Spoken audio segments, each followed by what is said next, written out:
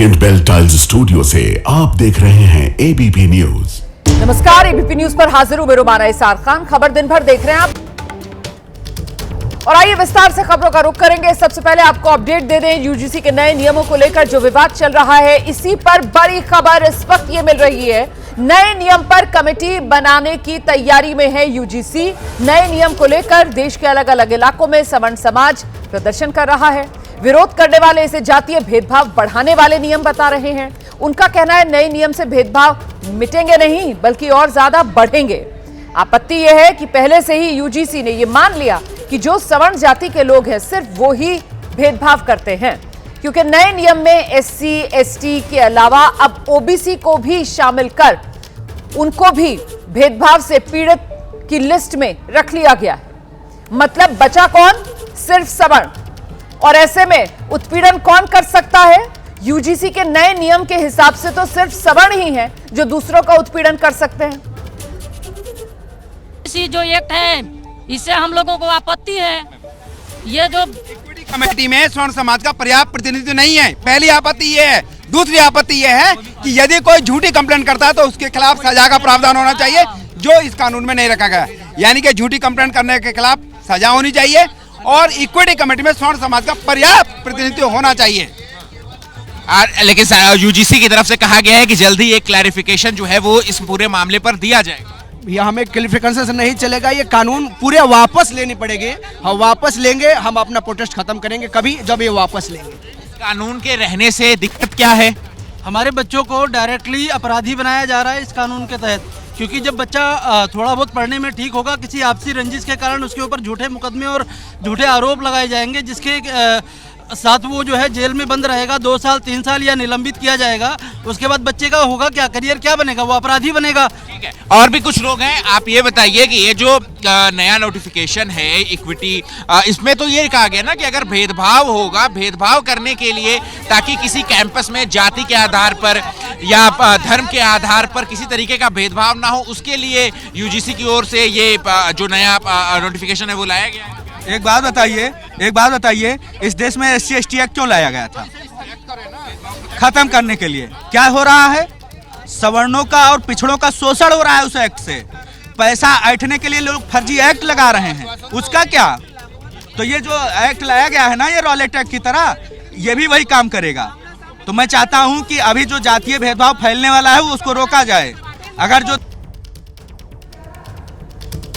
ये सवर्ण समाज का विरोध आप सुन रहे थे बयानों में। अब मैं आपको बताती हूं कि ये यूजीसी का नया नियम क्या है।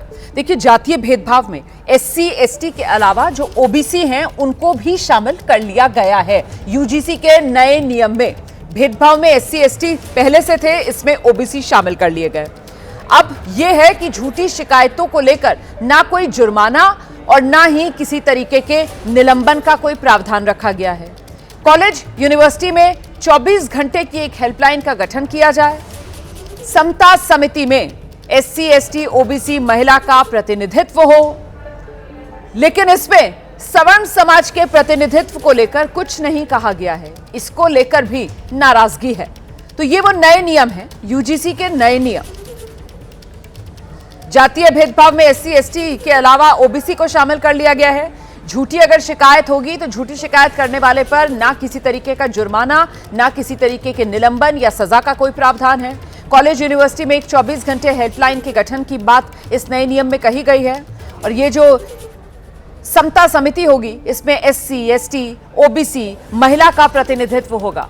सवर्ण समाज की आपत्ति है कि जिन्हें पहले से ही आरोपी बना दिया गया है सवर्ण समाज, उसको तो कम से कम प्रतिनिधित्व दे देते इस समता समिति में। उसको रखा नहीं गया है समता समिति में, या मतलब उसको रखने के लिए कोई प्रावधान बनाया नहीं गया है इस नए नियम में। तो यूजीसी के ये नए नियम और इन्हीं को लेकर विरोध हो रहा है। आरोप ये लगाए जा रहे हैं कि जो भेदभाव की परिभाषा है, अब ये भेदभाव की परिभाषा सिर्फ और सिर्फ सवर्णों के खिलाफ है। ये भेदभाव की परिभाषा सवर्णों को कटघरे में खड़ा कर रही है, ये आरोप लगाए जा रहे हैं। सवर्ण छात्र वो स्वाभाविक अपराधी की तरह देखे जाएंगे इन नए नियमों के हिसाब से। एससी एसटी ओबीसी इसमें शामिल कर लिए गए हैं, सवर्ण छात्रों को तो इसमें शामिल नहीं किया गया है। इसी वजह से स्वाभाविक अपराधी कौन? वो सवर्ण छात्र स्वाभाविक अपराधी के तौर पर देखे जाएंगे। सवर्ण भेदभाव के आरोपी हो सकते हैं लेकिन पीड़ित नहीं। इसको लेकर भी आपत्ति दर्ज कराई जा रही है सवर्ण समाज की ओर से। तो यूजीसी के नए नियमों का देश भर में विरोध हो रहा है। प्रयागराज में भी प्रतियोगी परीक्षाओं की तैयारी करने वाले छात्र जो हैं वो आरोप लगा रहे हैं इन नियमों से जातिगत भेदभाव खत्म नहीं होगा, ये तो और बढ़ेगा और सवर्ण छात्रों को अपना पक्ष रखने का मौका तक नहीं दिया जाएगा। ये तो सवर्ण छात्रों के भविष्य से खिलवाड़ हो रहा है। हमारे साथ देखिए तमाम छात्र हैं यहाँ पर यूजीसी के मुद्दे को लेकर बात करने के लिए। हम उनसे जानेंगे और बात करेंगे कि आखिर जो गैजेट नोटिफिकेशन जारी की गई यूजीसी की तरफ से वो छात्रों के लिए कितना हित में है। पंकज जी, यूजीसी की तरफ से 13 जनवरी को एक गैजेट नोटिफिकेशन जारी कर दी गई है, ये छात्रों के कितना हित में है? जैसा कि नाम से स्पष्ट बताया जा रहा है कि इक्विटी बिल के नाम पे लाया गया, इक्विटी बिल 2026 के नाम पे। इक्विटी लाने का नाम इक्विटी केवल शब्द है, वो नॉन इक्वल हो जाएगा। वो कहीं ना कहीं छात्रों के बीच में एक बड़ी खाई बनाने का काम होने जा रहा है, जो कि पूर्णतः हम सबको अस्वीकार है। यूजीसी का छात्रों पर क्या असर पड़ेगा? इससे छात्रों को जो है एक सामाजिक जो भेदभाव है बढ़ेगा और जातिगत भेदभाव भी बढ़ेगा। इससे जो एक स्टूडेंट यूनिटी थी वो कहीं ना कहीं जो है प्रभावित हो रही। स्टूडेंट कभी एकत्रित नहीं हो सकते, वो एक दूसरे से डरेंगे और दूर दूर भागना चाहेंगे। और मैं यूजीसी के नियमों को थोड़ा सा सरल करने की मांग करता हूँ। इसमें सरकार जो है भी सहयोग करे और इसमें तरलता ले आए। क्या कहेंगे कि छात्रों की एकता को कहीं ना कहीं खंडित करने का काम यूजीसी कर रही है? बिल्कुल कर रही है, छात्र को बांटने का काम कर रही है। अब जो है छात्र ना होकर के जनरल छात्र, ओबीसी छात्र, एससी छात्र, एसटी छात्र, इस ईडब्ल्यूएस छात्र, ये ऐसा बनाने का प्रयास किया जा रहा है। जो छात्र आंदोलन होता था वो कोई और आंदोलन होगा। धर्मेंद्र प्रधान जी और यूजीसी पूरी तरीके से गलत है और हम भारत सरकार से ये मांग करते हैं कि इस कानून को जितना जल्दी हो सके उतना जल्दी इसको रिव्यू करें और इसमें जो आवश्यक बदलाव हैं इसको वापस लेकर के आवश्यक बदलाव के साथ तब कानून बनाएं। क्या लगता है जो नई नोटिफिकेशन जारी की गई है उसमें आप किस तरह का बदलाव देखना चाह रहे हैं? सर देखिए कि यूजीसी सीधे सीधे तो ये तो राजनीति कर रही है, गवर्नमेंट द्वारा राजनीति हो रहा है इस पे। विद्यालय का इस पर क्या असर पड़ेगा? सर विश्वविद्यालय की एक जो अपनी आत्मा होती है, एक स्टूडेंट टू स्टूडेंट कल्चर जो होता है, टीचर से स्टूडेंट का जो कल्चर होता है, वो जाहिर सी बात बहुत बड़े स्तर पर प्रभावित होगा। सर इम्पैक्ट बहुत बुरा पड़ने वाला। देखिए, यूजीसी के नए नियमों पर जारी विवाद के बीच नेता इस मुद्दे पर खुलकर बोलने से बच रहे हैं। कोई तो ये कह रहा है कि उन्हें पूरी जानकारी नहीं है अभी इस मामले में और कोई सवाल का जवाब देने की जगह भगवान के जयकारे लगा रहा है। मंत्री जी, यूजीसी को लेके जो है तमाम विरोध चल रहे हैं और सरकार ने इसको समानता के लिए लागू किया है 2026 में। क्या अभी मुझे इसके बारे में कोई जानकारी नहीं है, मुझे नहीं लगता कि अभी कोई चीज लागू हुई है। यूजीसी को लेकर स्वर्ण समाज काफी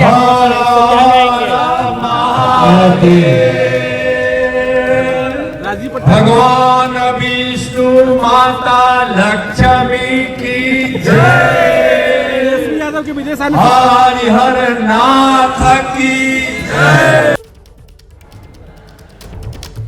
तो ये नेताओं का हाल है। नेताओं से जवाब देते बन नहीं रहा है। नेताओं को पता है कि एक तरफ कुआं दूसरी तरफ खाई वाला मामला है। अब अगर किसी भी पक्ष की बात बोल देंगे तो फिर दूसरे वाले पक्ष को नाराज होना तय है। ऐसे में नेता जो हैं वो या तो जवाब नहीं दे रहे, जवाब देने से बच रहे हैं, या फिर अपने जवाब के जरिए वो जलेबी बनाने की कोशिश कर रहे हैं। मतलब खुलकर कोई भी अपना स्टैंड मीडिया के सामने रखने की हिम्मत नहीं दिखा पा रहा, क्योंकि मामला सवर्ण जाति की नाराजगी से जुड़ गया है। ये सवर्ण आप देख रहे हैं सड़कों पर उतर आए हैं। नाराजगी इनको इस बात को लेकर है कि ये जो यूजीसी के नए नियम हैं, इन नए नियमों के हिसाब से तो ये मान लिया गया है कि अगर कोई भेदभाव करता है तो वो सिर्फ और सिर्फ सवर्ण जाति के लोग हैं। और इस बीच ये दिल्ली में यूजीसी के दफ्तर के बाहर जिस तरीके से सवर्ण जाति से जुड़े लोग पहुंचे हुए हैं, आंदोलन कर रहे हैं, प्रदर्शन कर रहे हैं, उनके जो बयान सामने आ रहे हैं, सुनाते हैं आप।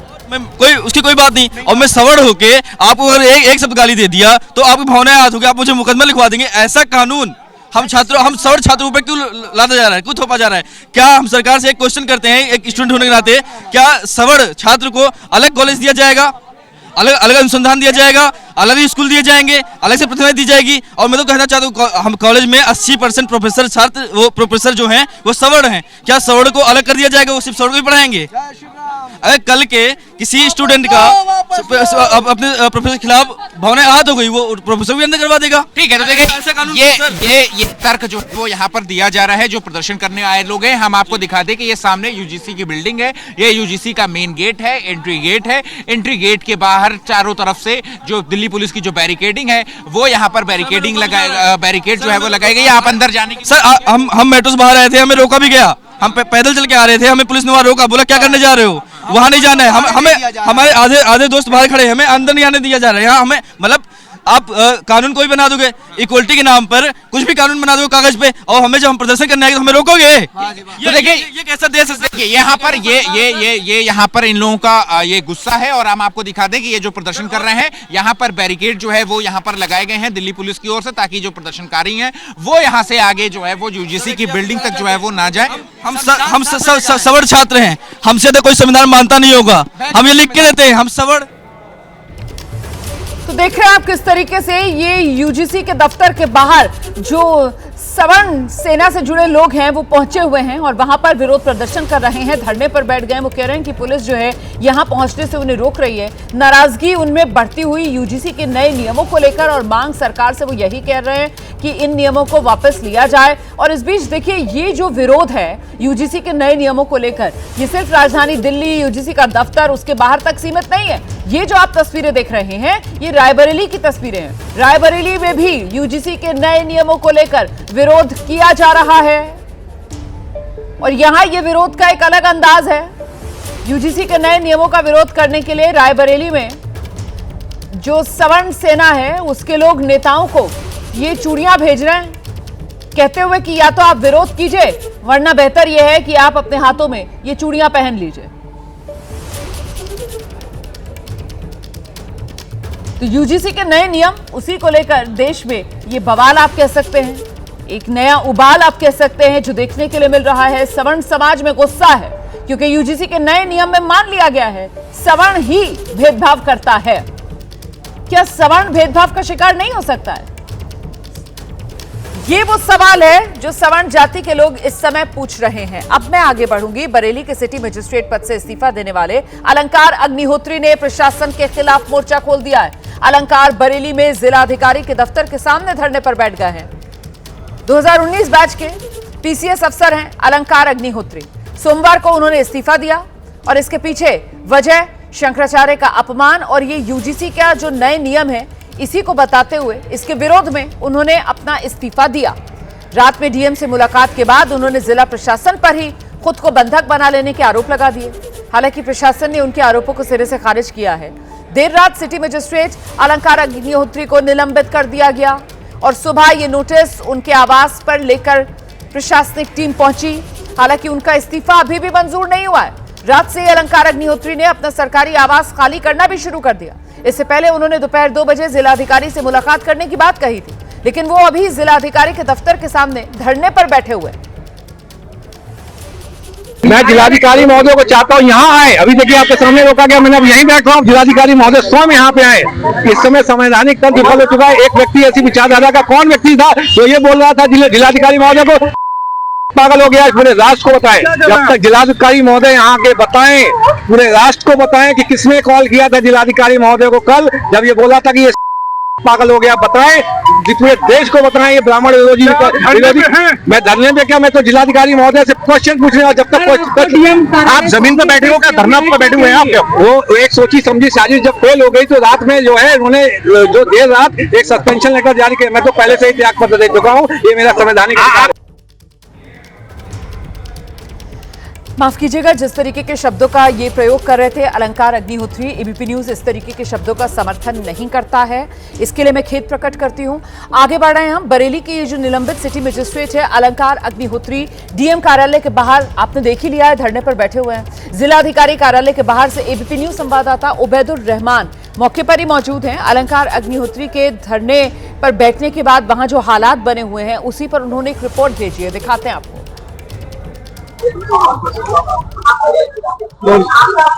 अलंकार अग्निहोत्री अपने सरकारी आवास से निकले और उसके बाद वो पैदल यहाँ पर पहुंचे हैं जिलाधिकारी बरेली के कार्यालय पर, और जो मुख्य गेट है जिलाधिकारी बरेली के कार्यालय का, उस पर अलंकार अग्निहोत्री जो है वो बैठ चुके हैं धरने पर, और उनके साथ में कुछ उनके समर्थक हैं जो बीच बीच में नारेबाजी कर रहे हैं। अलंकार अग्निहोत्री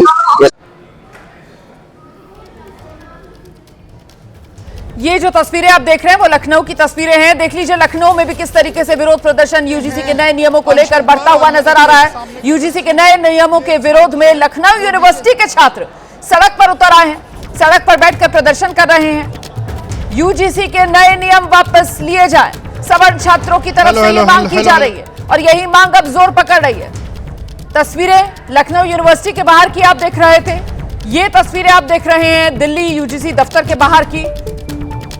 तो देखिए किस तरीके से देश भर में सवर्ण छात्रों का ये विरोध प्रदर्शन बढ़ता हुआ नजर आ रहा है। प्रयागराज में भी छात्र जो हैं वो खुलकर सामने आ रहे हैं, सवर्ण छात्र, और वो यूजीसी के नियमों की कड़ी निंदा कर रहे हैं। फिलहाल लखनऊ यूनिवर्सिटी के छात्र किस तरीके से यूजीसी के नए नियमों को लेकर विरोध दर्ज करा रहे हैं, सीधे आपको लखनऊ लेकर चलेंगे। हमारे सहयोगी विवेक राय इस वक्त मौजूद हैं। विवेक, कैंपस में ही धरने पर बैठकर ये विरोध प्रदर्शन करते हुए नजर आ रहे हैं क्या लखनऊ यूनिवर्सिटी के छात्र? कहां बैठे हुए हैं ये लोग धरने पर? देखिए बिल्कुल आपको बता दूं कि यूजीसी इक्विटी गाइडलाइंस खिलाफ जो छात्र हैं वो लामबंद हो चुके हैं, और ये गेट नंबर 1 है, और गेट नंबर 1 के बाहर सैकड़ों की संख्या में जो छात्र हैं वो गेट नंबर 1 के जस्ट बाहर बैठे हुए हैं। अचानक से छात्र विश्वविद्यालय के अंदर से निकले और उसके बाद गेट के बाहर निकलते ही छात्र यहाँ पर धरने पर बैठ चुके हैं, और इसके रोल बैक की जो मांग है वो छात्र कर रहे हैं। आप लोग धरने पर बैठे हुए रोल बैक की मांग कर रहे हैं, क्या कहना चाहेंगे? दिल लो या ताड़ लो राजा, राई लो या पहाड़ लो राजा, हाँ मैं सवर्ण हूँ हमारे नाखून उखाड़ लो राजा। ये कैसा कानून है कि हम एक तरफ तो एक पक्ष को हम आश्वासन दे रहे हैं कि आपको सुरक्षा, दूसरे पक्ष की हम किसी भी उसके ऊपर ना कोई व्यवस्था करके ना कोई उस पर नियम लगाकर दूसरे को हम कुएं में फेंक दे रहे हैं। ये कैसा कानून है?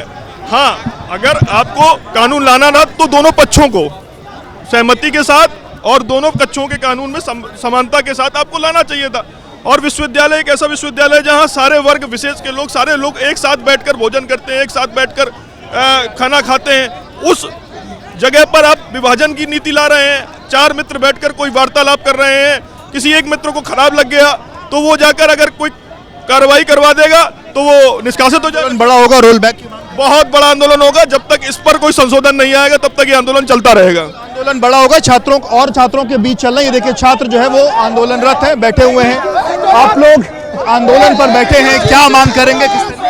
यूजीसी द्वारा लागू किए गए काले कानून के विरोध में लखनऊ विश्वविद्यालय के सर्व समाज के लड़के यहाँ पे सैकड़ों की संख्या में इस काले कानून के विरोध में धरना दे रहे हैं। हमारी मांग है इस काले कानून को तुरंत बर्खास्त किया जाए, इस काले कानून को वापस लिया जाए। नहीं लिया गया तो बहुत बुरा परिणाम होगा इसका। हम लोग हर दिनों में, आने वाले दिनों में अगर ये कानून वापस नहीं लेता है तो लखनऊ विश्वविद्यालय के सर्व समाज के लड़के, सभी संगठनों के लड़के मजबूती से लखनऊ विधानसभा का घेराव करेंगे और यूजीसी के चेयरमैन का पुतला फूकेंगे। हम मांग करते हैं इस काले कानून को वापस किया जाए। जिस यूजीसी का गठन हुआ था लखनऊ विश्वविद्यालय महाविद्यालयों में सर्व समाज के लड़कों को एक साल मजबूती से आगे बढ़ाने का, आज वही यूजीसी छात्रों को जाति मजहब के आधार पर आपस लड़ने की मानता नहीं आ सकती, जिससे भेदभाव बढ़ेगा। आज भी SC/ST के 90-95% मुकदमे फर्जी पाए जाते हैं, उसके बाद भी जो है अब बच्चों का भविष्य खराब करने के लिए सवर्ण समाज को नीचा दिखाया जा रहा है। सरकार कहती है कि बटोगे तो कटोगे और फिर खुद काटने का काम करती है। ये चीज सरकार की गलतियां हैं, और अगर ये सामान्य वर्ग को साथ में लेके नहीं चलेंगे तो सारा सामान्य वर्ग एक साथ होगा और सरकार गिराएगा। और आज ये इस कानून से सुनिए भाई साहब, पहले भी जो असिस्ट टीचर होते थे वो जनरल बच्चों से भेदभाव करते थे, अब ये भेदभाव और बढ़ेगा, समानता आ ही नहीं सकती। आप लोग यहाँ आंदोलनरत हैं, धरने पर बैठे हुए हैं, क्या? जी, पहले धर्म के नाम पे बांट रहे थे, आज जात के नाम पे बांटने लगे। क्या चल रहा है? छात्र एक है, छात्रित एक है, लेकिन आज क्या चल रहा है? आज बांटने का काम किया जा रहा है। अगर छात्र ही बटेगा तो फिर क्या फ्यूचर होगा? अब भविष्य कौन है? भविष्य छात्र ही है। मुर्दाबाद। पहले जाति के नाम पर, फिर धर्म के नाम पर, और अब इस तरीके से जो लोगों को बांटा जा रहा है, ये जो मांग है वो छात्र करते हुए दिखाई दे रहे हैं। और बड़ी संख्या में छात्र जो है वो आंदोलनरत हैं। हालांकि पुलिस भी बड़ी संख्या में यहाँ पर मौजूद है और थोड़ी देर में इनको यहाँ से हटाने की भी जो कवायद है वो देखने को मिल सकती है। कुछ और छात्रों के बीच भी चलेंगे और उनकी जो मांगे हैं उनसे और लोगों से बात रखेंगे। आप लोग इतनी बड़ी संख्या में आंदोलनरत हैं, क्या आपके मुद्दे और कब तक ये आंदोलन? देखिए, जो यूजीसी द्वारा काला कानून ले आया गया है, शुद्ध रूप से सवर्ण छात्रों की आवाज को दमन करने का कानून है। यह काला कानून सवर्ण छात्रों के ऊपर एक ऐसा कुठाराघात है जो आने वाली कई पीढ़ियों में इसका विरोध नहीं समाप्त होगा। इसलिए आज लखनऊ विश्वविद्यालय नहीं बल्कि पूरे भारत का सवर्ण समाज जुर्म के साये में मुंह खोलेगा कौन? जुर्म के साये में मुंह खोलेगा कौन? अगर हम ही चुप रहे तो सच बोलेगा कौन? ये जो यूजीसी की जो गाइडलाइन जो ये एक दो तरफा जो कानून हम लोग के लिए लाए हैं, हम लोग शांत बैठने वाले लोग नहीं है। तो ये लखनऊ के छात्रों को आप सुन रहे थे, लखनऊ विश्वविद्यालय के बाहर धरने पर बैठे हुए हैं और जो यूजीसी के नए नियम हैं उसको काला कानून बता रहे हैं, वापस लेने की मांग कर रहे हैं। इस बीच अलंकार अग्निहोत्री को डीएम ने बातचीत के लिए बुलाया है। धरने पर बैठे हुए अलंकार अग्निहोत्री को डीएम ने अपने दफ्तर के भीतर बुलाया है। जिलाधिकारी दफ्तर के सामने धरने पर बैठ गए थे अलंकार अग्निहोत्री और अब इस मामले में आगे हलचल तेज हुई है। डीएम ने अलंकार अग्निहोत्री को अपने दफ्तर के भीतर बुलाया है। अलंकार अग्निहोत्री की तरफ से कहा जा रहा है कि उन्होंने इस्तीफा दे दिया था पहले, फिर ये सरकारी कार्रवाई का क्या मतलब बनता है कि उनको निलंबित किए जाने की बात कही जा रही है। और साथ ही साथ जब वो कल डीएम दफ्तर में थे तो किसी के फोन आने के वो आरोप लगा रहे थे जिसमें उनके लिए भद्दी तरीके से बातें कही गई हैं। वो शख्स कौन था, ये जानकारी वो लेना चाहते हैं डीएम से और इसी को लेकर वो आज डीएम दफ्तर के बाहर धरने पर बैठ गए थे। फिलहाल डीएम ने उनको अंदर दफ्तर में बुला लिया है। सीधे आपको लेकर चलेंगे, हमारे साथ हमारे सहयोगी उबैदुर रहमान इस वक्त मौजूद है। क्या अपडेट मिल रहा है उबैदुर रहमान, बताइए विस्तार से। रुमाना, जो अग्निहोत्री है वो बाहर निकल आए हैं जिलाधिकारी से बातचीत करके, लेकिन वो अपनी बात पे अडिग हैं। जो उनकी बयान पहले था वो ही अब है। वो लगातार जो है अपनी बात रख रहे हैं। उन्होंने ये नहीं बताया कि जिलाधिकारी ने ये क्या जवाब दिया इस बात का कि जो फोन कॉल थी वो किसका था। इसी बात को लेकर के जो अग्निहोत्री पहुंचे थे तो कोई बात जो है दोनों के बीच में नहीं बनी है और अभी अग्निहोत्री थोड़ी देर में ही जो है वो मीडिया से बात करेंगे। फिलहाल उनके समर्थक जो है वो नारेबाजी कर रहे हैं और नहीं तो क्या दोबारा धरने पर बैठ गए? आप ये बता रहे हैं कि उनको अंदर से बुलाया गया था डीएम दफ्तर के, वो अंदर गए, डीएम से वो मिले, उसके बाद वो बाहर आ गए। बाहर आने के बाद जो सूत्र बता रहे हैं कि बात तो नहीं बनी, तो अब आगे क्या करेंगे अलंकार अग्निहोत्री? क्या दोबारा धरने पर बैठने वाले हैं अलंकार अग्निहोत्री? क्या कर रहे हैं इस समय? अभी अलंकार अग्निहोत्री जो है जिलाधिकारी कार्यालय के अंदर ही है और वो जो है अपने समर्थकों के बीच में है, नारेबाजी हो रही है और उनका कहना है कि जो बात है वो सफल नहीं हुई है, बात नहीं बनी है जी। तो कुल मिलाकर के जो उनका फैसला है, जो उन्होंने रिजाइन किया उस पर अपना अड़े हुए हैं और जो वार्ता थी वो एक तरह से विफल ही रही है। हालांकि जिलाधिकारी ने उनको बुला लिया था, कुछ देर बातचीत हुई है। नहीं तो कितनी देर तक अंदर रहे? मुझे ये बताइए कि जब बुलाया गया उनको तो कौन बुलाने के लिए आया था? कितनी देर तक वो डीएम ऑफिस में अंदर रहे? क्या अकेले वो अंदर गए थे डीएम ऑफिस में डीएम से मुलाकात करने के लिए? इसको लेकर क्या डिटेल्स हैं? देखिए, वो उनके जो ब्राह्मण समाज के कुछ समर्थक थे, कुछ जो ब्राह्मण समाज के वकील हैं वो थे। 10 से 15 लोग थे जो अंदर गए कलेक्ट्रेट सभागार में और उन्होंने जिलाधिकारी से बात की और उसके बाद 10 से 12 मिनट में वो बाहर ही निकल आए हैं। लेकिन कोई बात जो है ऐसी नहीं बनी कि जिससे वो शांत हो जाएं। अग्निहोत्री जो है लगातार जो है अपनी बात पर अड़े हुए हैं। बहुत शुक्रिया आपका उबैदुर रहमान इस तमाम जानकारी के लिए। आप नजर बनाकर रखिएगा, देखना होगा कि अब अलंकार अग्निहोत्री का अगला कदम क्या होता है, क्योंकि ये तो तस्वीर साफ हो रही है कि डीएम से उनकी मुलाकात हो गई है लेकिन इस मुलाकात में भी बात नहीं बनी है। क्या करेंगे अलंकार अग्निहोत्री, नजर हमारी बनी हुई है। सीधी तस्वीरें आपको हम दिखा देते हैं। प्रधानमंत्री नरेंद्र मोदी और यूरोपीय यूनियन के जो नेता हैं उनके बीच द्विपक्षीय वार्ता चल रही है, तस्वीरें भी सामने आ रही है। आज यूरोपीय आयोग की अध्यक्ष उर्सुला वॉन के साथ ये द्विपक्षीय वार्ता भी चल रही है, तस्वीरें आपको हम दिखा रहे हैं। मदर ऑफ ऑल डील्स को लेकर भी प्रधानमंत्री नरेंद्र मोदी ने कुछ देर पहले संबोधन भी दिया था और अब उर्सुला वॉन ने भी कहा है कि ये हमने अब तक की जो सबसे बड़ी डील है उसको पूरा किया है। 200 करोड़ लोगों के लिए ये फ्री ट्रेड जोन बनने वाला है। भारत और यूरोपीय संघ के बीच बैठक हो रही है। यूरोपीय संघ और भारत के बीच मुक्त व्यापार समझौते पर सहमति बन गई है। डील से दोनों पक्षों को जबरदस्त फायदा होगा, ये उम्मीदें भारत और यूरोपीय संघ की तरफ से भी जताई जा रही है और ये सिर्फ एक शुरुआत है और आगे जाकर भारत की अर्थव्यवस्था को लेकर एक बड़ी मजबूती मिलेगी, विकास को एक बड़ी रफ्तार भी मिलेगी। प्रधानमंत्री नरेंद्र मोदी ने इन बातों का भी अपने संबोधन के द्वारा जिक्र किया। तो यूरोपीय आयोग की अध्यक्ष उर्सुला वॉन ने भी संबोधन किया है। हमारी पॉलिटिकल एडिटर मेघा प्रसाद हमारे साथ फोन लाइन पर जुड़ गई हैं। मेघा, एक बड़ी डील हुई है और अब तो उर्सुला वॉन ने भी कहा है कि ये इतिहास में एक सबसे बड़ी डील है।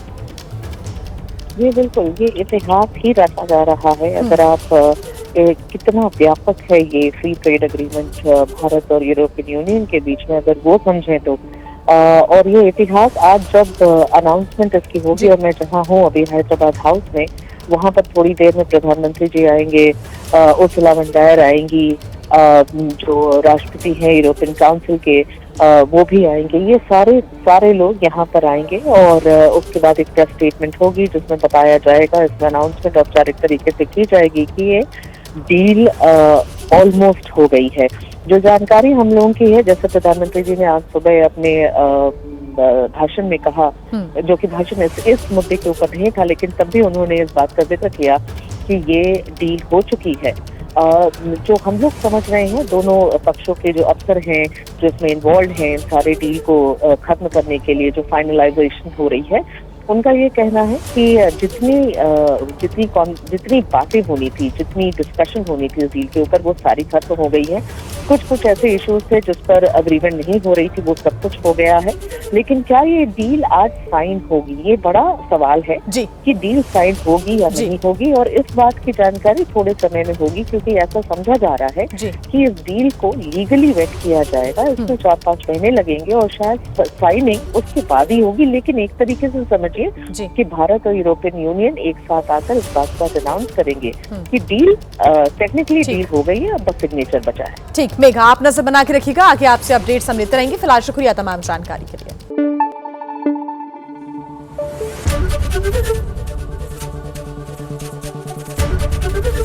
एबीपी न्यूज आपको रखे आगे।